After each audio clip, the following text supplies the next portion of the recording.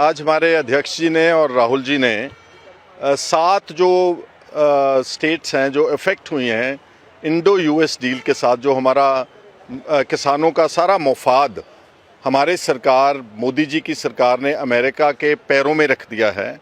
जिस तरह से उन्होंने डिक्टेट किया वो सारी बातें स्वीकार कर ली और हमारे किसानों का जो बहुत भारी नुकसान देश का होगा।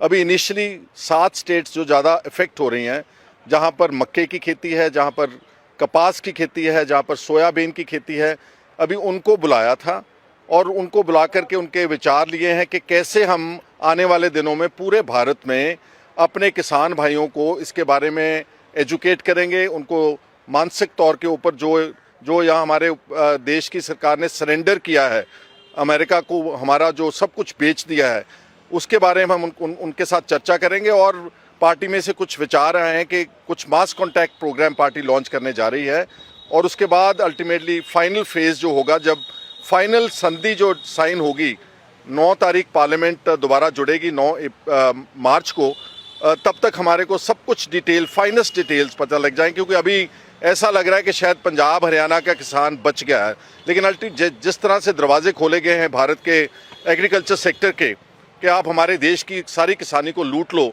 तो पंजाब हरियाणा भी बचने वाला नहीं, तो उनको भी इसमें इन्वॉल्व किया जाएगा। पूरी डिटेल्स इस सारे एग्रीमेंट की आ जाने चाहिए। यहीं पर ही बस नहीं है एग्रीकल्चर सेक्टर, हमारा एनर्जी सेक्टर भी कॉम्प्रोमाइज्ड है। हम भारत ने तेल कहाँ से लेना है, ये ट्रंप और अमेरिका सरकार तय करेगी। अब हमारी सरकार ये तय नहीं कर सकती कि हमने इंटरनेशनल मार्केट से तेल कहाँ लेना है। हमारा डेटा सारा कॉम्प्रोमाइज्ड है। सो कुल मिला के it's a complete surrender before the American government, and this which is totally unacceptable to the people of India.